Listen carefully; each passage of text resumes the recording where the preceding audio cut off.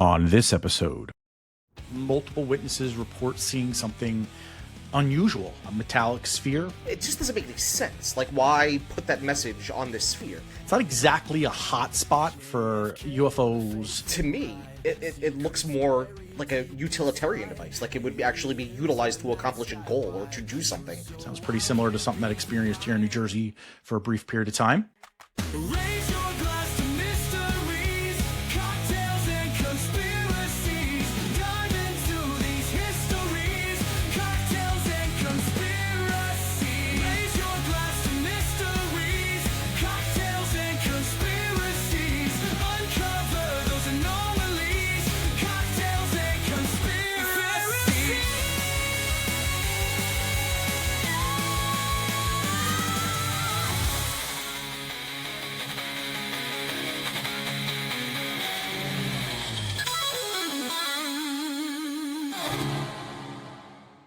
Is your website still stuck in 2009 or worse, built by your cousin's friend who kind of knows WordPress? No! God, please, no! It's time for an upgrade. At sfx.com, we specialize in custom web design, SEO, and full-service IT solutions tailored for small businesses that are ready to scale.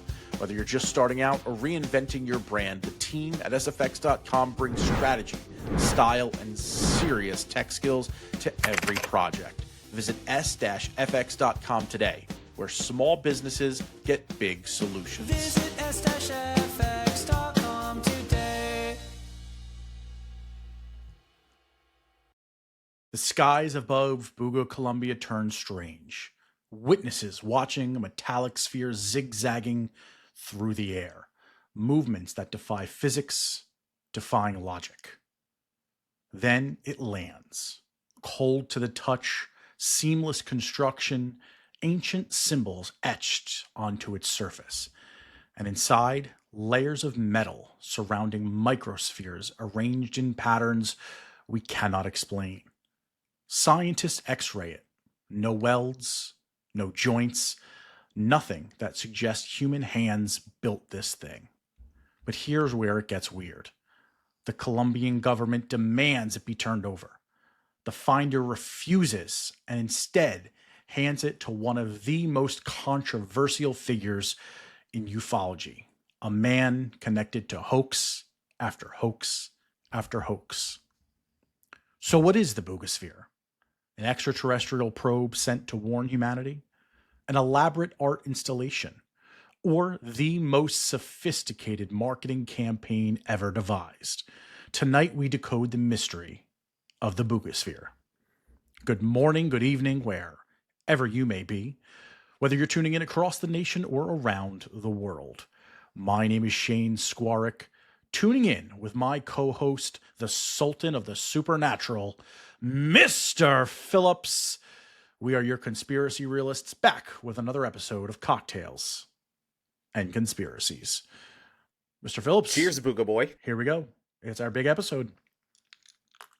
Buga Boy. He's the Buga Boy. Booga, booga, booga. It kind of sounds like the intro to a song, no? Boogie, booga, booga, and I just can't booga no more. This is a big one. It's been plaguing the news since March of 2025, and one that we've broached a little bit behind the scenes and never really dove into because we're sort of figuring it out. And if there's one thing we've learned, I think, in doing the show, is sometimes when we jump on these bandwagons too early, we get drowned out by a lot of noise that's on some social media channels. So why is now the right time for us to tackle this? Because I want to talk about it. It's as simple as that, ladies and gentlemen. It's as simple as that. Yeah, really. I mean, there is no really good answer for that, folks. That's what Mr. Phillips said to you. Is pretty blunt, pretty straightforward. It's a topic that actually has absolutely interested us, obviously, and we think will interest each of you because it's so new and so current. It makes it a little bit more fun than some of the other topics that I think we've talked about before. Do you agree?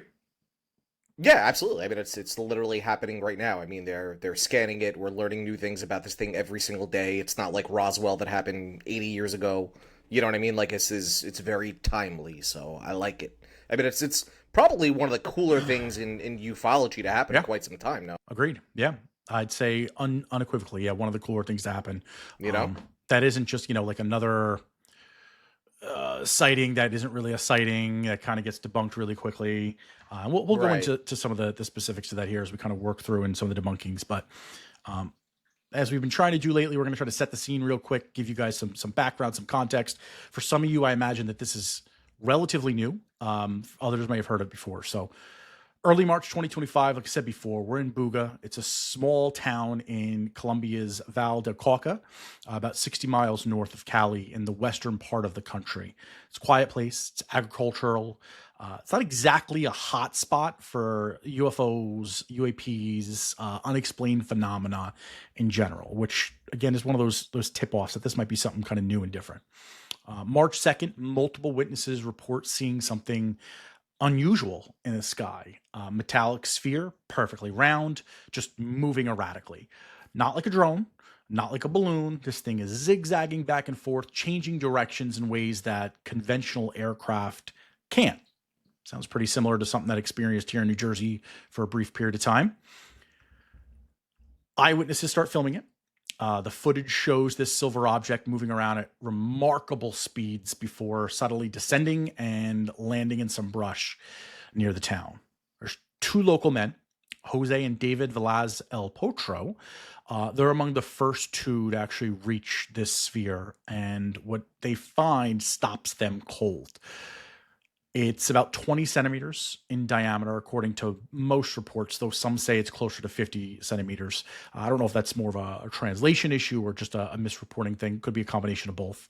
Weighs about 4.5 to 5 kilograms, which is converts to roughly 10, 11 pounds for us U.S. listeners. So it's light, but it's substantial. And the surface itself is shiny, metallic, etched with symbols and inscriptions that look ancient. And we've talked about this a lot as we've looked at some of this ancient architecture. And, even in our last episode, going back, whenever you see these ancient symbols, it kind of is immediately a tick off that, like, where's the correlation here? Here's the part that makes people's hair stand up, though. When they touch it, it's cold, ice cold, like it's been sitting in the refrigerator or the freezer, and you're kind of shocked. You grab like a cold glass or something like that, right? You're not expecting it. It's very cold. One of the men describing it as having the temperature of a refrigerator, despite sitting out there in the Colombian sun. So, Mr. Phillips, you stumble across a metallic sphere that just fell from the sky, covered in weird symbols, ice cold to the touch. Again, not this happened, but we've had similar instances that happened here in New Jersey last November, almost a year ago now, almost a year ago to the date, a year and a month, really. While we're seeing these objects flying around here in Jersey, now one drops right at the beach where you are. You picking that thing up? You calling somebody? What are you doing? Yeah, absolutely, dude. I'm picking that thing up. Who do you call, though? No hesitation?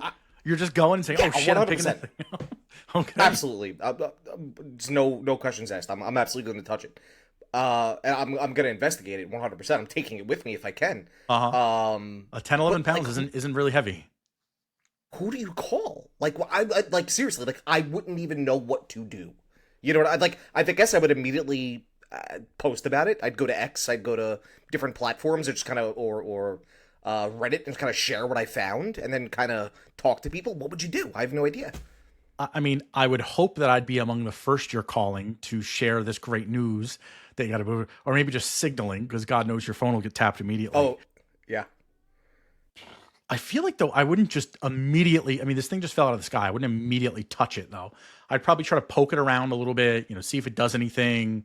I'd be nervous that, it's hot. I mean, I don't know how they know it's cold until they actually physically pick it up. I don't know how long after they pick it up after it lands. It's a little unclear in what I've read. But yeah, I don't know that I just scoop it up right away.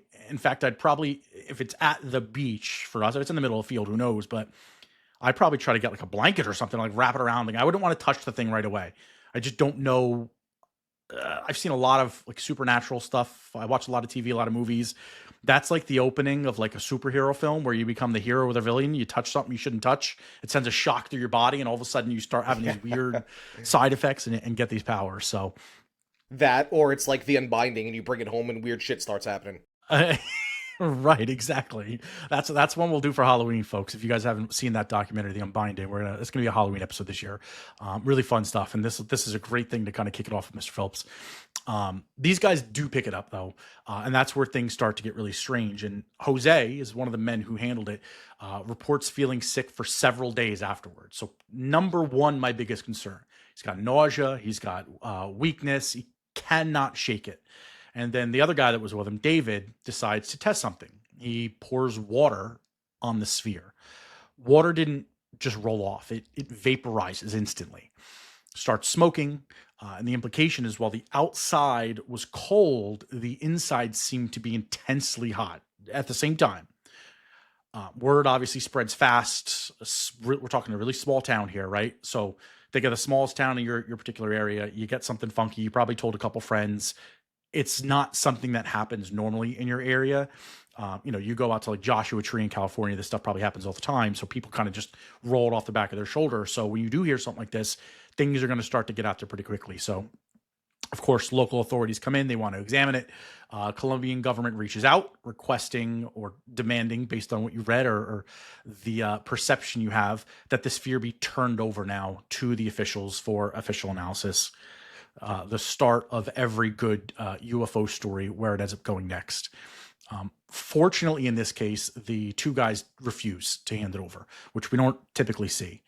He later says that he fears that if he hands it over to the government, it's never going to be seen again. Again, sound familiar?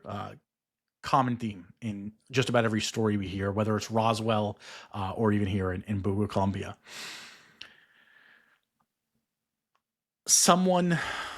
I think every time when you find something extraordinary, the government seems to always show up, and it's poofed into a classified warehouse in the middle of nowhere.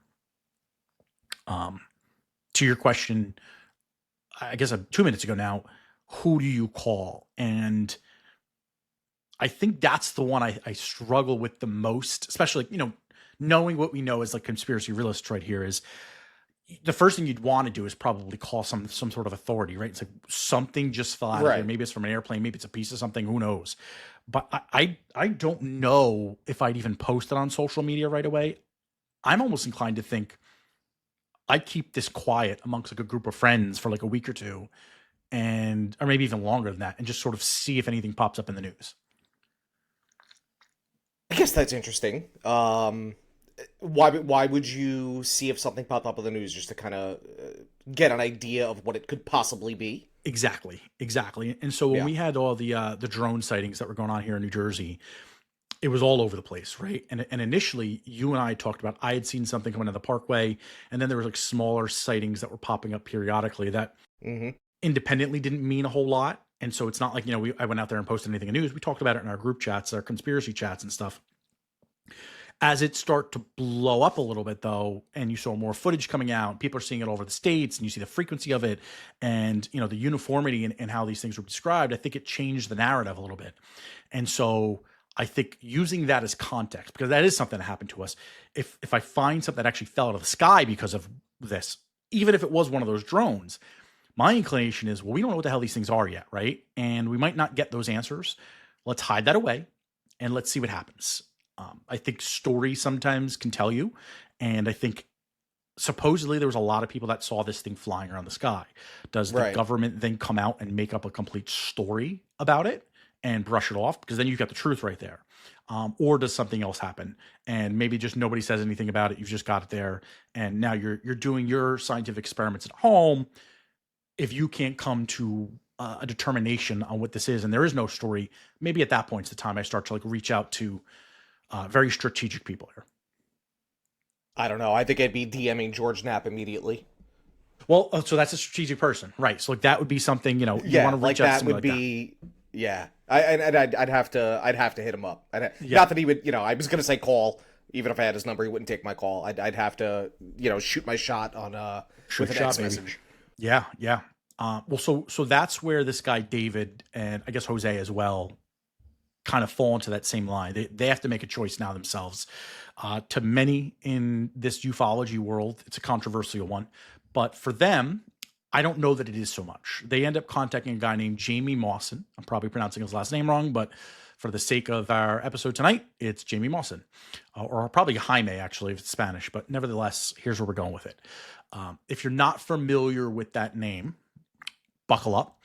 He's a Mexican journalist and ufologist who's been investigating, or I guess depending on who you ask, fabricating alien encounters for decades. He's the guy who in 2023 brought what he claimed to be alien mummies to the Mexican Congress. Sworn testimony under oath said that they were 1,000-year-old non-human beings discovered near the Nazca lines in Peru. Remember that story? Oh, I remember, baby. I remember getting hyped up about it and then being so disappointed. It was hugely hot. One of the biggest things I think that would have happened in our time, obviously predating the Bugasphere by a couple of years here, but yeah, I mean, it could have realistically changed everything. It sort of fell off a little bit. As it turns out, those alien mummies turned out to be dolls fabricated from human and animal bones, held together with synthetic glue. Peruvian prosecutors actually confirmed it. The entire thing was a hoax. And that's really just the tip of the iceberg for him. In 2015, he unveiled what he claimed was an alien child's body, which turned out to be a mummified human child with genetic abnormalities. Maybe I could give a little grace for that. Maybe you just misunderstood what it was, right? 2017, a three-fingered alien from Peru. Also a hoax. He's promoted UFO photos from Billy Meyer, who's a guy whose own ex-wife admitted that the photos were of models he made in his garage. There's the Metapack creature, which was a skinned monkey. Demon Fairy in 2016, a crashed UFO called the Victoria Sphere that actually is just a downed Russian satellite. So his track record's not exactly great, but to your point, you're calling up George Knapp. And I think now when you're in Colombia, you've got to look towards, well, who's the only guy in the space that I can call it? Right. George Knapp, probably a language barrier. Again, they're number one. But number two, he's way out of your purview. And I don't know that he's even that popular down in South America, right? He's popular within a specific subset of a culture here for people that are into this industry, if you will, into this niche. The average person know who it is. And when you're looking at guys that found this, does that necessarily mean because they found the Bugasphere that they are, ufology type people that are into that? No, I think that's a really valid point, right? I mean, if you are somebody who's not into this space at all and you just happen to stumble across that and you happen to be in South America, you're immediately you're going to use your resources to find the best person available, and maybe because of where they're located, that person seemed to be the best person available, right? I think that's a really solid point.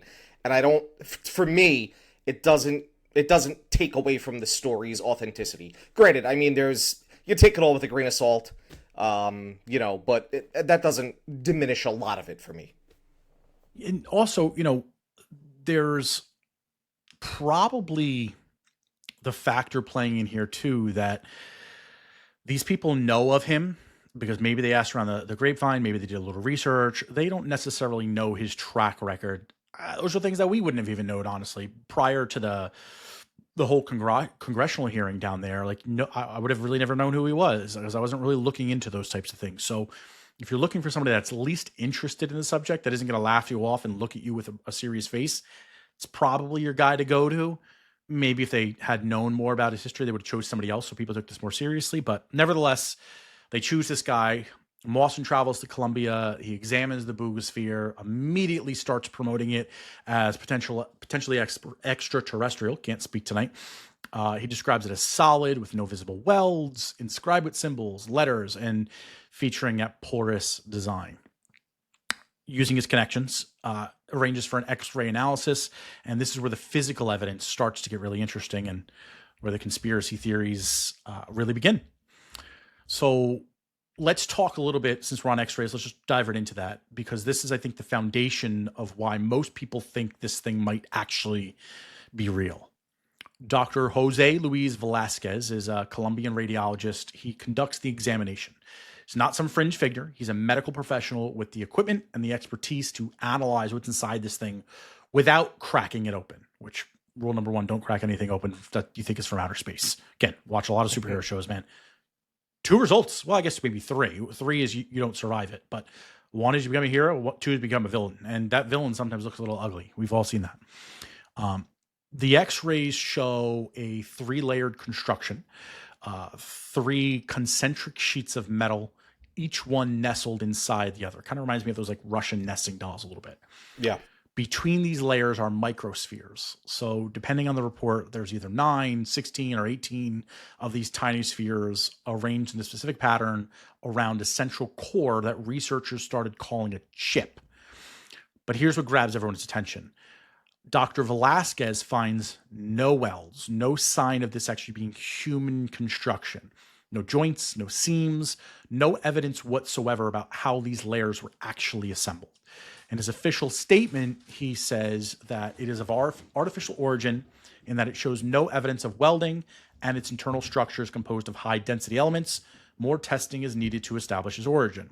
So, Mr. Phillips, as far as you know, can we, with human technology, create a hollow sphere with multiple layers and internal components without leaving any trace whatsoever on how we put it together? Not to the best of my knowledge. I mean, if you wanted to fuse 2 pieces of metal together, how are you doing it, right? You're going to weld it or something like that, right? And I would venture to guess that's going to leave some kind of sign that that work has been done on it, right? So how do you have this sphere with internal components with no signature of any kind of welds at all whatsoever? No rivets, no welds, no nothing. Like, that to me is very bizarre. Yeah, I thought about this a lot, especially when this Bugasphere story really popped up. And I go, like you mentioned, like printing, right? I go to 3D printers and they're able to create a hollow ball kind of by printing out in layers. We don't have something like that with metal, so to speak. I guess conceivably you can do that if you melt the metal into a liquid and you're printing it out, but you'd have to be cooling the liquid into a solid state very quickly. Maybe if you have kind of a mold that sits inside, you can do most of it, but then you still got to be able to pull that mold out. Right. I don't know that it's completely, I don't know anything about metallurgy, so I can't say what that process looks like. I don't know if the mold, you can kind of sit nested inside. Maybe you can just like crush it with like a little tip at the top and pull it out and then try to seal that tip up with like finishing out the mold. I don't know. That would be the closest I get, but I would imagine you'd see some sort of evidence somewhere that there's a puncture, unless it's masked by maybe the writings that are on there, the glyphs that might be on there, which I guess we'll get into next. Right, like there would have to be some kind of signature that was done, exactly what you're describing, right? Like, and that's kind of where my mind went to, like maybe it's a mold, but even if there's a mold, there's gonna be some end point to that mold. And you're gonna see signs of that, you know, and that's where it throws me off. That doesn't make any sense at all. Right. It's exactly what proponents of, I think, the extraterrestrial theory are arguing is this kind of seamless, multi-layered construction is really beyond our current manufacturing capabilities. You really do need advanced 3D printing, which, to the best of my knowledge, we don't have. I'm not big in the 3D printing space. I'm still kind of dabbling in it to figure out, what printer I want to buy, since there's a new one that comes out every other day. So I haven't dove deep enough. I know there are better ones than we're aware of, but I don't know that there's anything that can 3D print metal. I don't know that we're close to that. The precision of the internal spheres really becomes another issue because they're not randomly scattered. They're in a pattern, and the X-rays show a clear geometric distribution. So it suggests intentional design, not just sort of a natural formation that's just thrown together. Additional analysis on the Bugasphere reveals that the center of the sphere also has a different radioacoustic density than the edges. So what does that mean? The core basically is less dense than the outer shell, possibly more porous, possibly made of different material entirely. Hard to say without cracking the thing open. Other researchers, and it's unclear to me in doing research here, if these researchers have been hands-on with this or if they're just speculating based on what they know, but they're arguing the outer shell could be like a titanium or steel, but without destructive testing and actually cutting into it. Again, you can't really confirm that composition. Nobody wants to cut it open, of course. If it is something extraordinary, destroying it becomes catastrophic, either from understanding the technology or, God forbid, it is something deadly. Who knows? Who's going to be that one that wants to cut that sucker open and roll the dice, right? And then obviously you can't definitively prove what it is without cutting it open. So in a bit of a catch-22 there. There's another detail that's fueling a lot of speculation. I don't know if you heard about this one. Acoustic properties. So when researchers are analyzing the geometry of the sphere, they found that the glyphs on the surface create patterns that align with specific sound frequencies, particularly around 35 or 34.5 hertz. It's the same frequency used in Tibetan singing bowls and other traditional natural healing instruments. Does this sound random to you, Mr. Phillips? Or does it sound like somebody that's creating this is a familiarity with resonance, harmonics, sacred geometry? Right, like so I'm too dumb to really understand exactly what all of that means, but my mind goes to like the theories that ancient Egyptians used sound to essentially levitate, large pieces of rock to put it in place and things like that, right? That's kind of where my mind goes with that. I think there's also reports, my bad, I didn't mean to cut you off. No, go ahead. There's also reports of like, and granted, I have absolutely no idea the truth behind these reports, but chanting or doing something with acoustics actually causes this thing to levitate or move. Right. Yeah, I don't know enough about that to comment on it. That's interesting. Maybe it's in my notes in a little while. I don't really know. I've heard a lot of, I'm trying to think of the guy's name right there. I want to say is something Wright, like Matthew Rife, maybe. I know there's also a comedian. No, but there's also like a Matthew Rife.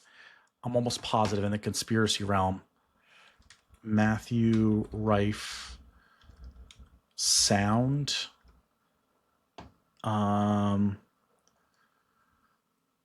Healing technology. Yeah, Rife machine. Resonant light technology. Who's the person here though? There was something. No, see, this is even right. The guy. There was a guy. I could have sworn it was Rife, and I always confused. Well, what did he do?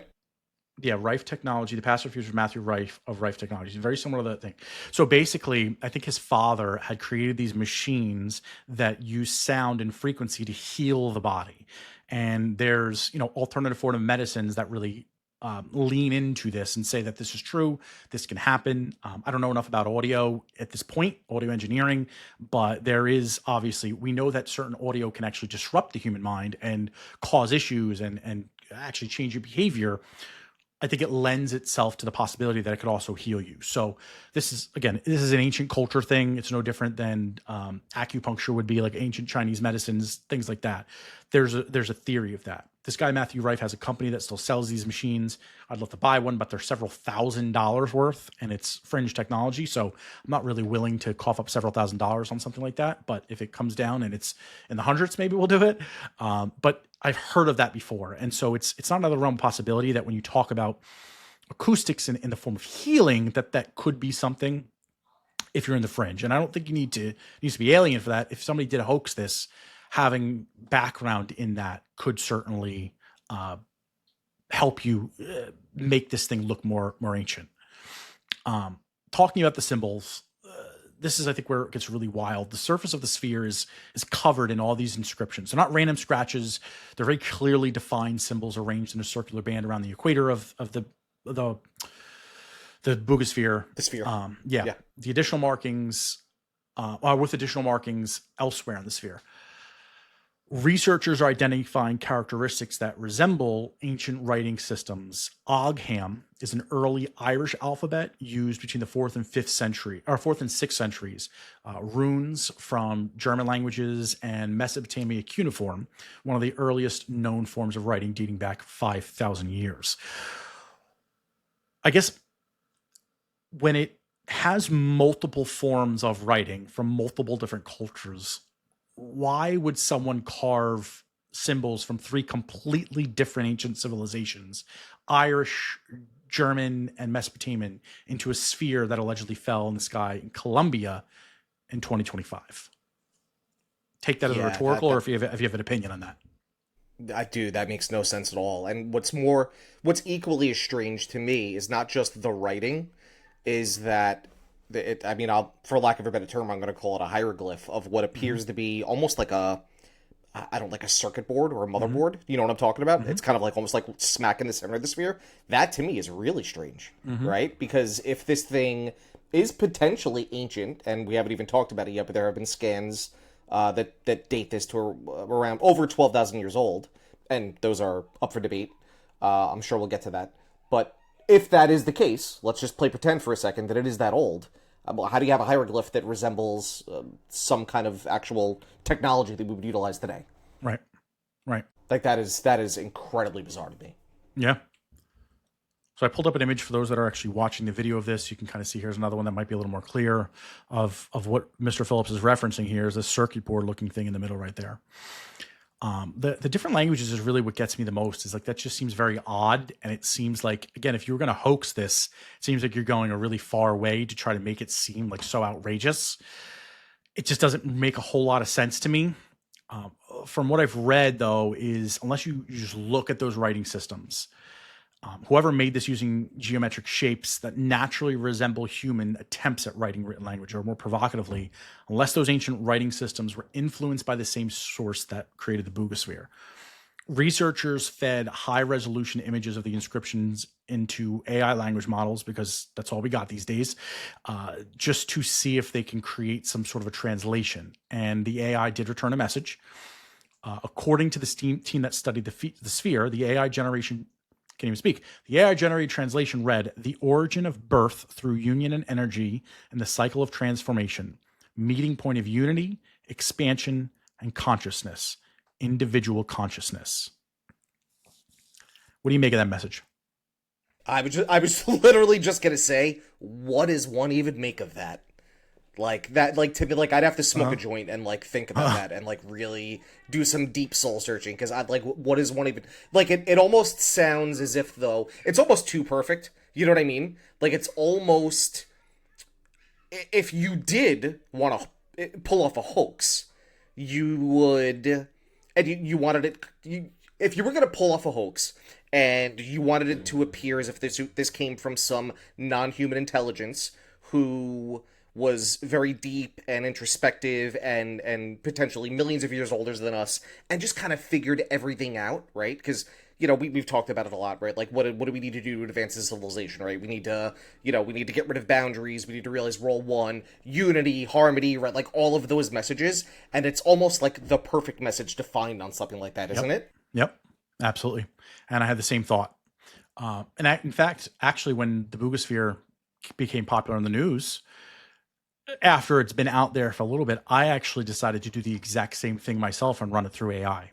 And I posted it on our X account. And so here we go.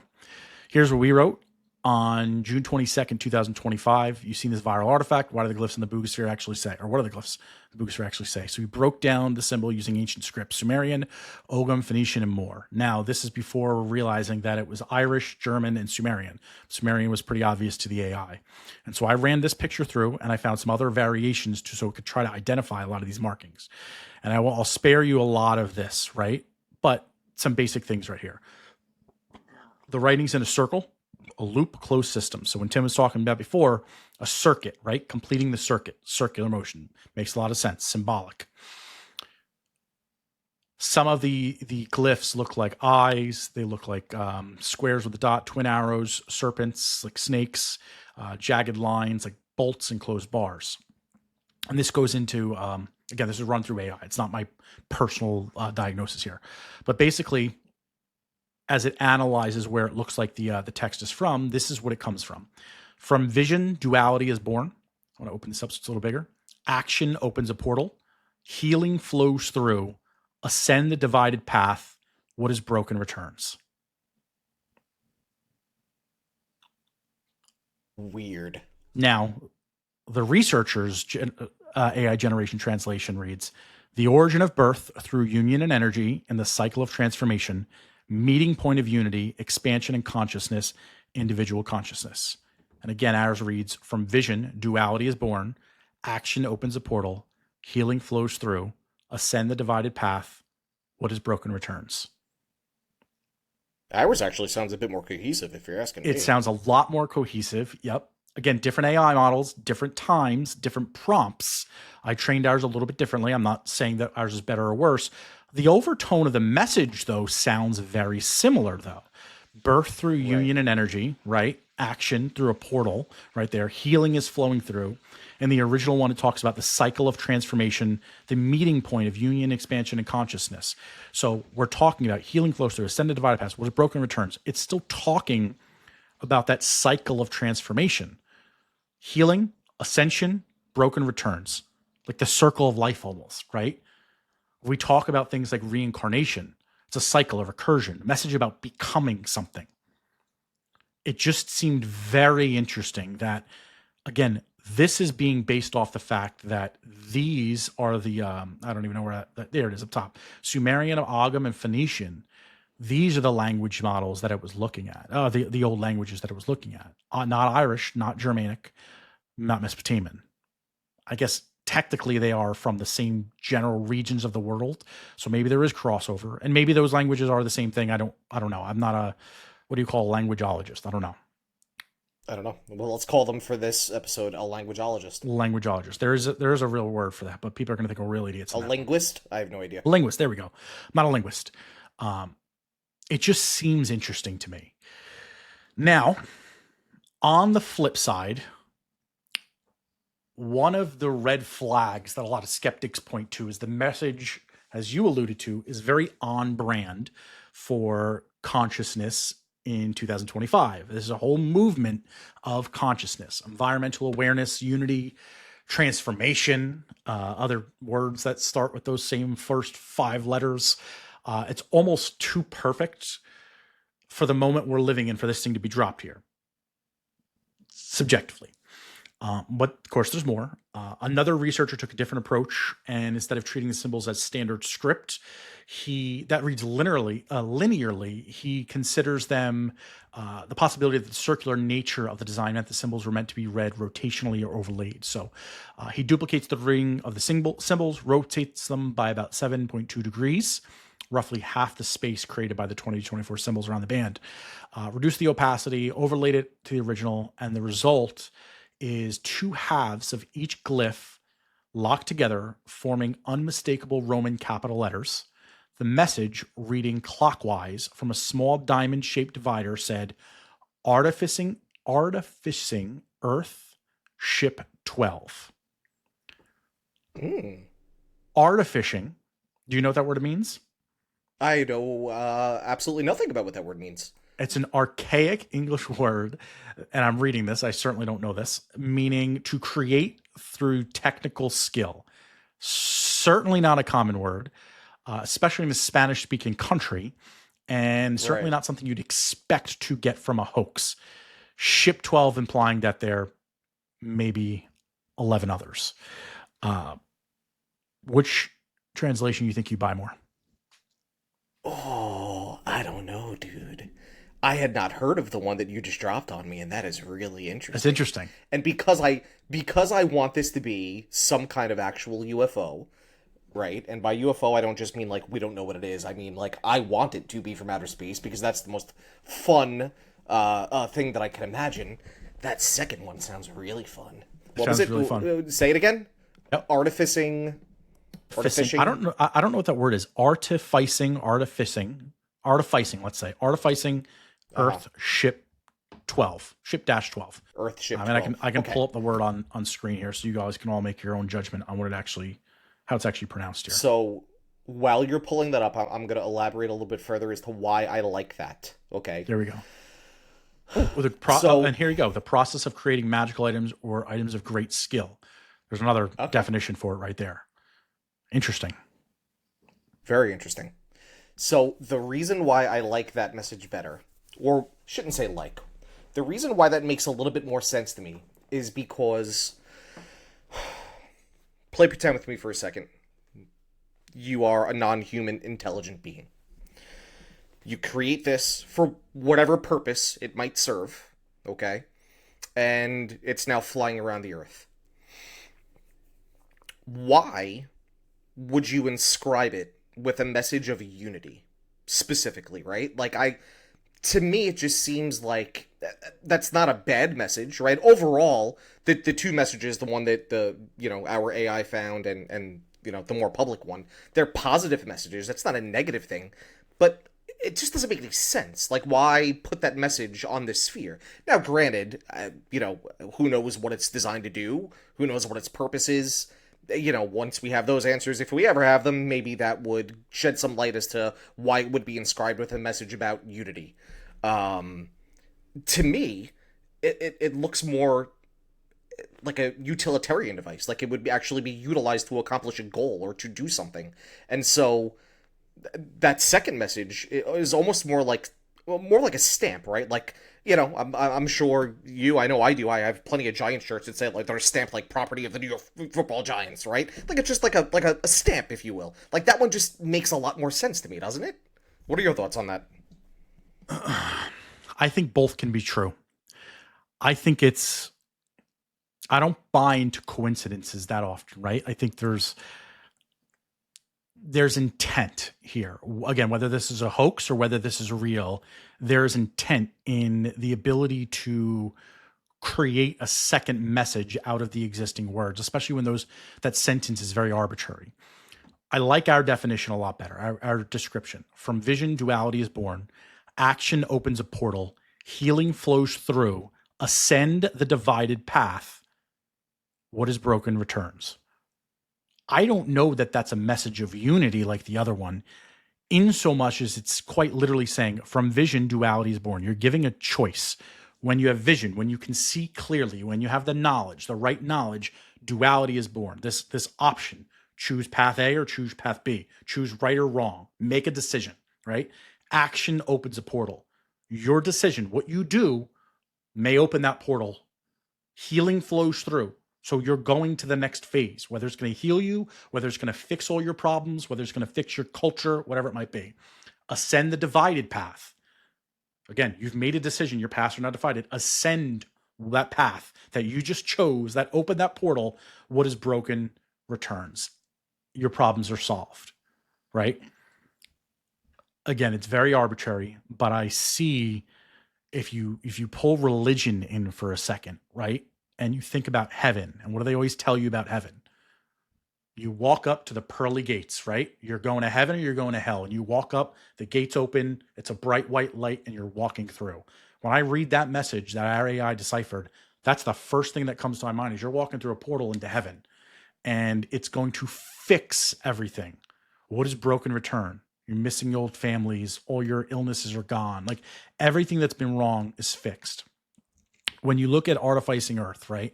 And I think that could be a separate message. I think that could be the name of the ship. I think that could just kind of tie it all in together too and say that, like, if there is this greater species, we've talked about this in so many episodes, the idea that these ancient cultures, these ancient alien civilizations that could have touched down here, these ancient cultures had looked up to them like gods, and that became the foundation for modern religion, whether it's the 50 gods they had that all come down into one, or whatever the stories are you subscribe to. And we've talked about, and it's been covered in Ancient Aliens many times, that there's plausibility that those gods that we talk about, God up top, everything in the Bible, were just another alien culture. And so they've left this planet for some reason, or they've evolved, or there's a new species of such, and they are trying to come back, or they are just watching us, or they are trying to help us enlighten into that next level.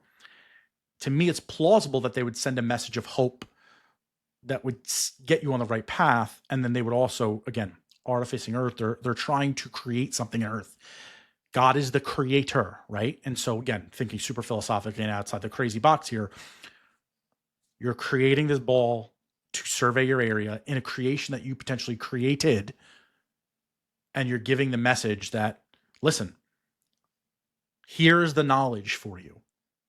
Use this knowledge to make the right decisions to ascend and reach that next threshold where you live in harmony. I don't know. I think they both could be very much planned that way. So if that's the case, right? If that is the message, and by the way, it's very, very deep of you. I like it. I'm a hair baby. That means that this was meant to be found. It was a gift, if you will. No, right? If you're going to inscribe it with that message, and if that's the purpose, it I didn't, often think, quote unquote, crash. It was right. a gift. I think in any situation that you look at with UFOs or ancient technology or alien technology, extraterrestrial technology, if it's found, I don't think that's an accident. Yeah. There's always the argument that how could these advanced superhuman beings come here and traverse the galaxy and crash on Earth? Now, I do think that could happen. Accidents happen all the time. Mm-hmm. Sure. But I think if they want to be seen, they're going to be seen. And if they don't want to be seen, they're not going to be seen. I don't think it's accident that they're seen, generally. And when there's something of this size that's creating this big show in the sky and drawing attention and then goes right down to the earth, I don't know that that's unintentional, right? Maybe it was meant to be found. I don't know. The government... Yeah, I guess I wasn't really thinking about it from that perspective, right? I was thinking of it more so as a crash, even though this thing didn't... I know we don't have video footage of it crashing, but, from all reports, granted, it's not like your typical UFO that would have, you know what I mean, crashed. It's much smaller. It's very different. I was thinking of it more so of like, as I mentioned earlier, just like a utilitarian device. Like it served an actual purpose for them, maybe reconnaissance. Maybe in the same way that we, the Mars rover, like it's there just to kind of check shit out and find out exactly what's going on. You know what I mean? Yeah. So I guess that my initial perspective on the entire thing was a little bit different than yours. Yeah. I mean, that's plausible. And I think that was my initial thinking, was that maybe it was just a survey device. And I think I've changed that thinking as we've dove into this project a little bit, even just talking through it today. I think it could be more of a care package, right? Where you're dropping it down and just sort of letting people know you're here, and maybe there's a better use to it. I think when you have an object that size, if it's going to fall out of the sky and hit the ground, it's probably going to get destroyed. And again, it's not going to be the size of a UFO, where if that falls out of the sky, yeah, of course it'll get destroyed, but there'll still be chunks of it there and it'll be a little broken up. This is very small, right? And from all accounts seems relatively fragile. It's 10, 11 pounds. You drop something of that size, even if it's a steel ball right now, there's going to be something that comes of it.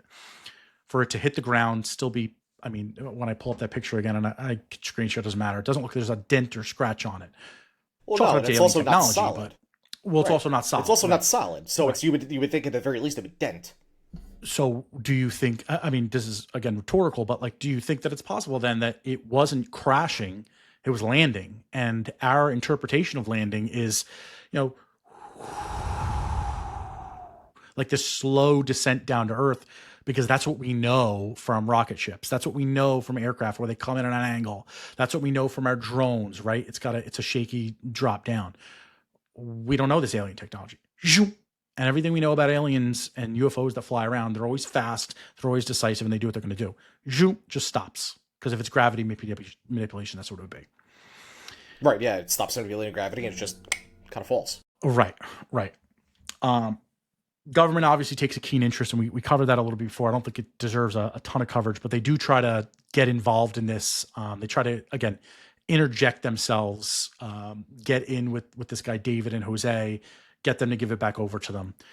To Mawson's credit, as we discussed before, despite the fact that he's created a lot of hoaxes, he does have a lot of those connections. And right out of the gate, I mean, without hesitating, he takes the marks from his usual playbooks, doesn't hide it, arranges the x-rays for analysis, brings in radiologists, uploads videos and images online, starts promoting it through every single channel out there. The government kind of just remains silent, no official statements, no press releases, no attempt to retrieve the sphere through any legal means. So that's become a point of contention in a couple reasons. The government's lack of interest. Do they know it's fake? Do they think it's fake because of the person that it's associated to?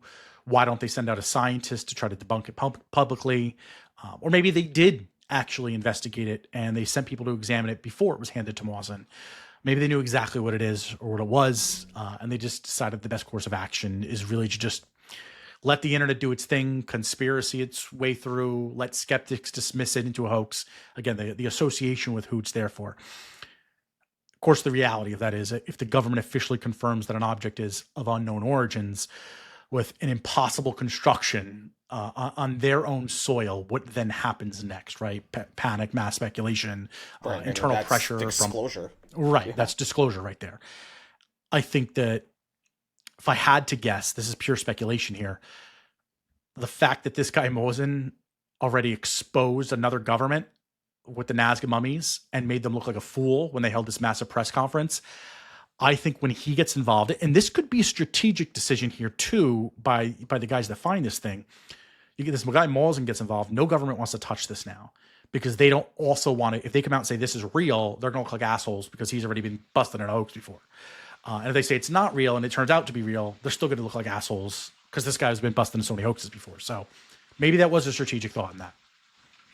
Maybe it's just it was too out there in the public from Jump Street for them to really get their hands on it and truly confiscate it, right? I mean, you think back to, we talk about this a lot, right? What's the most famous UFO crash in history? It's Roswell, right? So we're talking about the 40s. I mean, obviously, we didn't have the telecommunications that we have today. So the news, it just wasn't out there in the public space. This was out there in the public space from Jump Street, at least to the best of my knowledge. So maybe it was just, it was already out there and they were like, oh, what the fuck we got to do now? It's already out. It's all over the internet. You know what I mean? Maybe there's a little bit of that. Hey, we can't do that damage control. We can't just go and confiscate it. Cause then what does it look like? Right? Like disclosure has been a big topic of conversation for years now. With many think that it is like rapidly, coming about, and maybe they're just like, what the fuck do we do? I don't know. I'd be remiss Also, if yeah, go ahead. I was going to say, we a lot of times when we talk about the government, because we live here in the U.S., we're talking about our government. I don't know how the government operates in Colombia. I have no idea. I don't even know what kind of government Colombia has, to be completely honest. I have no clue. So maybe they just operate differently. Without generalizing, I think we typically hear, at least here in America, that South American governments are generally, even Central American governments are generally a lot more corrupt. Not to say that ours isn't here, but to a much higher degree out in the open. So maybe that is a point of concern. Colombian drug cartels are often talked about too. So there is other things you have to worry about.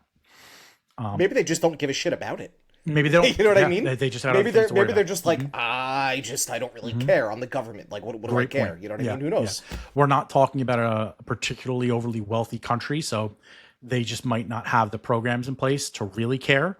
They have other priorities to worry about. I'd be remiss if I didn't add this, because this was an interesting point that came up pretty late into my research. I don't think we have to dive into too much here, but I think it's worth bringing up.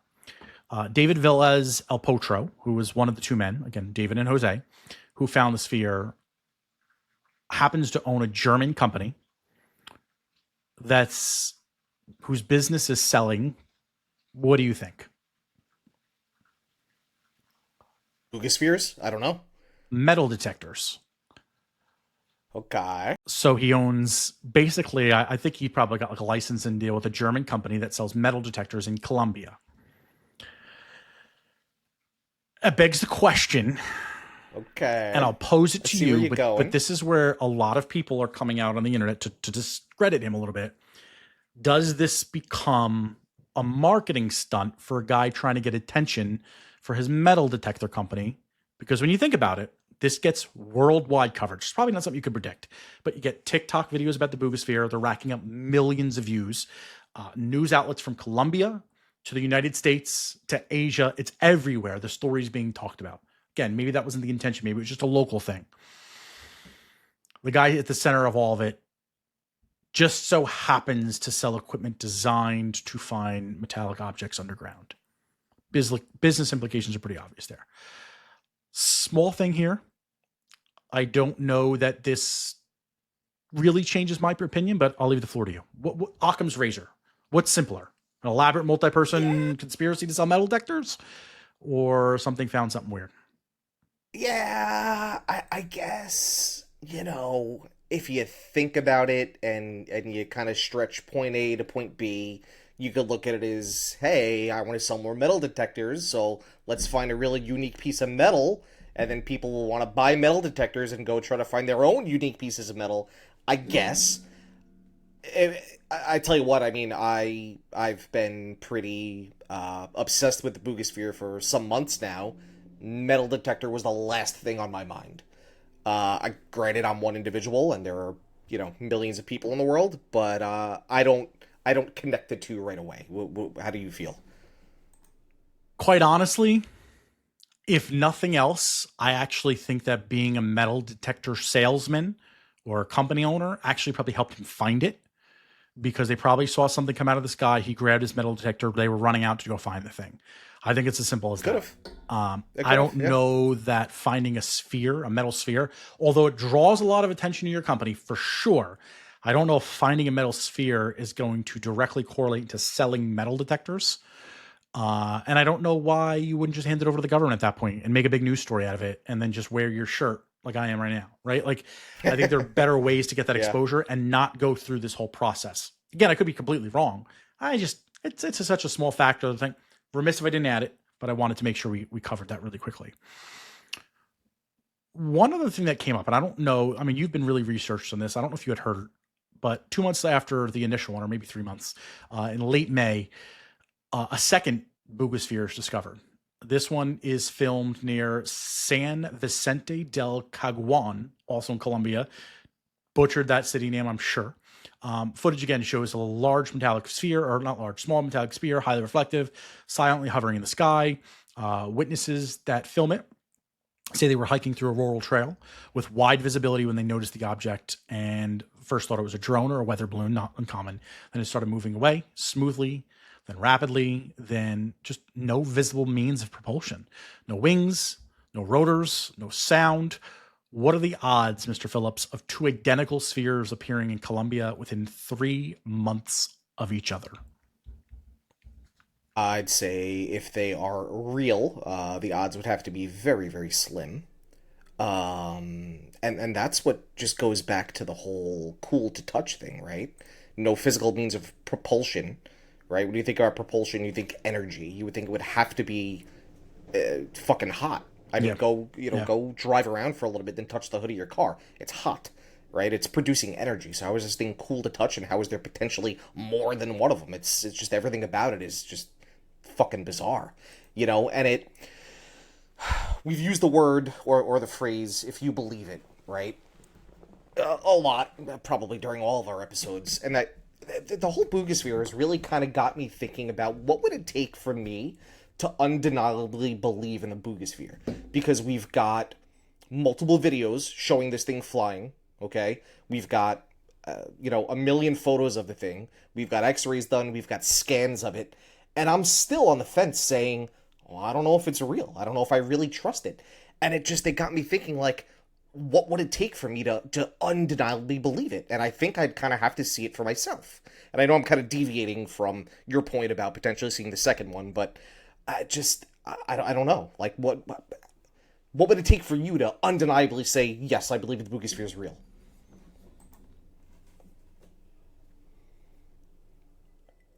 I don't know, man. I take everything with a grain of salt at this point. I don't really know. There are tons of videos out there, as you alluded to. I have one pulled up on my screen right now. I'm reluctant to share any of them because I don't want to look like the idiot that's, this is the age of AI. We're seeing some crazy stuff out there. CGI is not as intangible as it used to be. I think it's plausible that half the videos that we see are faked. I don't think the real story necessarily is fake, but I think there's so much potential for there to be fake stuff out there. And we're not really in that business. We're the conspiracy realists, right? So I don't know. I love the concept. I love the idea. I think until we reach an actual point of disclosure, it's going to be really difficult for me to take anything as hugely confirmed. But it's also going to take probably a lot more for me to say that's debunked. If we take off the tinfoil hats here for a minute and jump into really that conspiracy realist segment of our show, right? What do we actually know? We know that a metallic sphere is recovered in Buga, Colombia on March 2nd, 2025, confirmed, multiple witnesses, video footage, X-ray analysis, whatever the object is, we know it physically exists. And so the idea of it being a straight CGI play, which we've seen plenty of, that's off the table at least. We know it has unusual physical properties. So seamless construction, multi-layered interior, inscriptions, unusual thermal properties, maybe more speculative on that because we're taking people's word from it. Right. But the X-rays really confirm a lot of the rest of that. So there's a small bit of speculation there on the properties, but if you're taking those people's word for it and this particular Dr. Velasquez, again, you can eliminate some of the speculation there. We know the finder owns a metal detector company, refused to give it the sphere to the Colombian government, choosing instead to hand it to a guy, Jamie Mawson, that documented history of promoting hoax. So what's the most likely explanation? I think from a skeptical standpoint is very straightforward. It's an elaborate hoax, possibly designed to generate publicity for this guy's company and selling metal detectors. The sphere is fabricated using advanced techniques, maybe by 3D printing, maybe by lost wax casting is something that I saw in my research over here, maybe something else. By somebody with metallurgy skills that are way smarter than the two of us and the knowledge of ancient scripts, which I think with AI, you could probably come up with some cuneiform and build that on there if you really wanted to, for sure.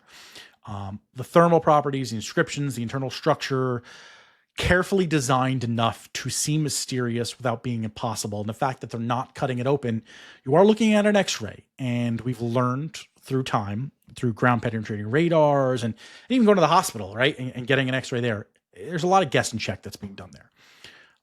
Jamie Mawson's involvement in this does support that theory. And he's proven again and again and again and again that he is willing to provide dubious evidence. The fact that I think this guy, David and Jose, went to him instead of a legitimate scientist is always going to be a red flag in the conspiracy community. Second sphere, it's either copycat, people just trying to do the same thing, or part of this hoax operation. Possibly either way. Does that explanation satisfy you, or do you think that it just doesn't fit? I kind of see it both ways, and I'm kind of at a 50-50 split, to be honest with you. You know, in my heart of hearts, I want it to be authentic, because I just find this space to be so interesting. But there are enough red flags, and even if you know the Jamie, what's his last name, Mawson, yeah, Mawson, yeah, whatever it is, Mawson, whatever, Jamie. Sorry, I mean, we don't know what the fuck your name actually is. At least I don't. You know, American, we butcher everything. If it was given to like a major accredited university, right, and tests were performed there, I'd feel a lot better. Because even though we have tests and scans and X-rays, I mean, I don't know the people that are conducting these experiments. I don't know the nature of their credibility. That's not to say that they aren't credible, but I don't know that they are. So wouldn't you feel better if like a major accredited university had this in their possession and they were the ones conducting, you know, these tests on it? I mean, yes, of course I would. I just don't know if we'd ever see the thing again. I think it'd be stolen like a lot of other things have been. They just go mysteriously missing. So maybe not so much. And actually, I think if I recall, this might even be gone. It might be missing. I remember reading something. It might not even been this. Maybe it was something else. Oh, you know what? No, it wasn't the Bugasphere. It was a different ball shape object, which we'll tackle in another discussion. That went missing. I should think that one ended up being a hoax anyway. The flip side of this, though, is despite all of that, despite the naysayers, there's a lot that can't be explained. The seamless construction, we talked about it again before, even with the most advanced 3D printing, especially that you're going to get off the line, outside of a major company, you're going to expect to see some degree of evidence of layer lines, support structures, or some assembly marks within the X-rays especially. There's none. Again, if you're taking the X-rays at face value. The precision of the internal components. These microspheres, they're not randomly placed, right? They're in specific geometric arrangement. Why? If it's a hoax, why go to that level of detail for something most people will really never see? You're not seeing that without the X-ray. Again, you can make the argument, I guess, that's why you wanted the X-ray, to prove that part. The acoustic properties and sacred geometry alignment are really interesting because it's not something a hoaxer would stumble upon accidentally. It's somebody who would need very specific knowledge of resonance frequencies and historical healing practices. not something you can't find out about, but it's an added layer to a complicated project that when you look at everything else, all the other inscriptions that are on there that seem unusual to go to that length to include so much in there. And then, despite millions of views, worldwide attention, months of scrutiny, not one person has come forward and said, I made this, I helped make this. Hoaxes tend to have a little bit of a shelf life, and eventually somebody comes forward and either can prove that it's a hoax or takes credit for it, with the exception of the case of John Cheater, which we might be finding out about soon. For the most part, everything else has kind of been dispelled. And then there's the thermal properties. Multiple witnesses have reported the sphere was cold on the outside but hot on the inside.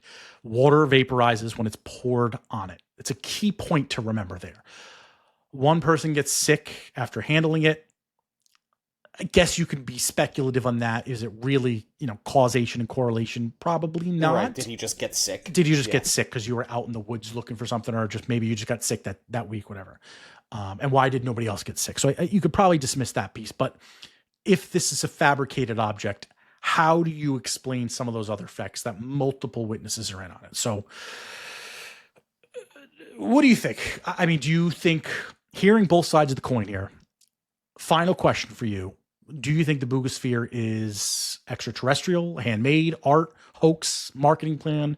You came into this fascinated by it. Are you leaving it fascinated, or are you leaving it over it?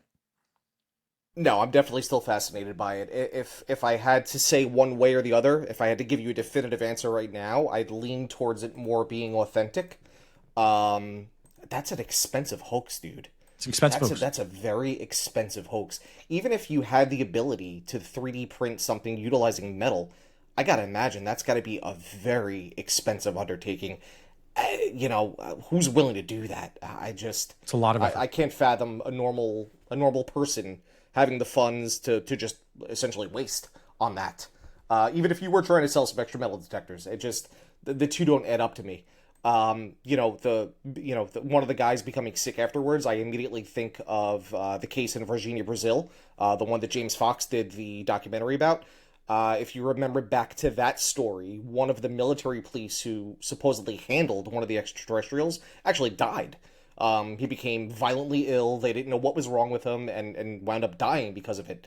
So that story has kind of, the similarities between the stories are there. And then one which we kind of briefly touched on, that I mentioned a little bit earlier during the conversation, is the fact that they've also done carbon dating on residue that was on the sphere, and it Really? dates to over 12,000 years old. So there's that number again. Now, yeah, it's 12,000 years old, right? It always seems to go back to around 12,000 years old. We got to get Jimmy Corsetti on here eventually. We're purposely holding off this topic, Jimmy Corsetti, for you to be on the show for it. We have episode 100 coming. Well, it's actually going to be episode 200. Our 100th recorded episode's coming up. Jimmy Corsetti, be our special guest. I digress. Go ahead. But there's certainly reasons and the ability for this to be faked to an extent, minus the construction.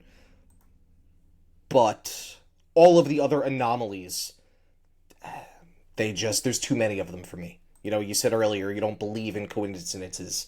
There are some, but I could believe in one, but I can't believe in five, not pertaining to the same subject. So I'd have to lean a little bit more towards authentic. Here's where I land. I don't know. And I think I'm okay with that. I think the Mawson connection is damning. I think the metal detector connection is suspicious, but not convincing enough for me. I think the lack of independent scientific verification is frustrating, of course, as you alluded to. But I think the object itself remains unexplained. Not unexplainable. There's a difference, I think. I think we just haven't explained it yet. Maybe it's a brilliant hoax. Maybe it's a sophisticated art project designed to make us question our assumptions. Maybe it is a marketing campaign that's just went viral beyond this guy's expectations, and that's why he never came out and admitted anything else to it. Or maybe that somebody in Colombia really did find something that doesn't belong here, something that raises more questions than answers. The Bugasphere is still being studied as far as we can tell. You mentioned the carbon-14 dating that I guess was done. That's wild to me. I didn't even realize that. I think until then, until we see more of these studies, until maybe we cut that sucker open, I think there's going to continue to be a mystery here, unless more of these things start falling out of the sky with mixed or similar messages. I do think it's more plausible than you that somebody would invest the time and the money to create a hoax of this magnitude. I don't think that's out of the realm of possibility, especially when you look at the depths people go at like comic book conventions, or to recreate, like if you look at classic cars or people that are in that collector, any deep collector, right? People in special effects, like they create things that take years to do just as a hobby. And so I'm not going to exclude that as a reason why I don't think it's possible. The precision in which it's done, again, look up the pictures, look up some of the videos. It's not hard to find them online. You be the judge of it. Use caution when you did it, of course, because you never know what you're looking at, but it seems fascinating. It seems intriguing. I love new things too. I love when something isn't a story from 50 years ago. I love when it's right now. Two things I love most: right now or close to us, because we don't get any of those. And so I think with all the technology we have today in 2025, it allows us to assess these things just a little bit differently than we may have when this was the 1960s. And you don't get the same narrative being painted by the government or big news organizations that you would have in the past, where we can't ask or try to answer these questions. I'm pretty sure at one point I looked up this Jamie Mawson guy to see if we could maybe get him as a guest on the show when the Bugasphere thing happened. I'm almost confident he doesn't speak English. He speaks only Spanish. And so it might just be an opportunity where we get a translator at some point, try to bring this guy on, or one of the other guys that actually found it instead. Hard to say if this guy's been busted with so many hoaxes that we're going to get a real story, but I think it'd be fascinating at least to talk to somebody like him. So if you're out there too, we'd love to hear from you on that as well. Yeah. Vicky could be our translator. We'd all Vicky, she'd love it. Yeah, if she could stay off camera, she'd translate it for us all day long. She'd absolutely love it. And AI's come along enough. We could just have him talking to the computer. I mean, Teams does it now. It's very slow. It makes for a painful podcast, but I guess we're gonna have to do a lot of editing on that one to make it really plausible for each of you. That's it for us, folks, tonight. Thank you for being with us, helping us decode the mystery. Remember to like, subscribe, comment, follow us on each and every social media platform. Leave a comment. Tell us what you think. If you've got new information since we released this episode, please post it below. Send us links too if you know what you're talking about, or you have some additional information. We do look them up. We do try to research a little bit more and carry some follow-up episodes. By the time you read all this, we'll hopefully have broken that 20,000 person subscriber threshold on YouTube. So we thank each and every one of you for being on this journey with us so far. Keep sharing it with your friends. Get them on board. And if there's a conspiracy theory you want to hear, comment it below and we will get to it sooner than later. We're always looking for fun topics. Until next time. Week, who knows? Maybe next week. Exactly. If you comment it fast enough before we pick another topic, you'll get it. Until next time, ladies and gentlemen, for the Sultan of the Supernatural. What's our catchline? Raise your glass to mystery. Another episode. Cocktails and conspiracies. So long, everybody.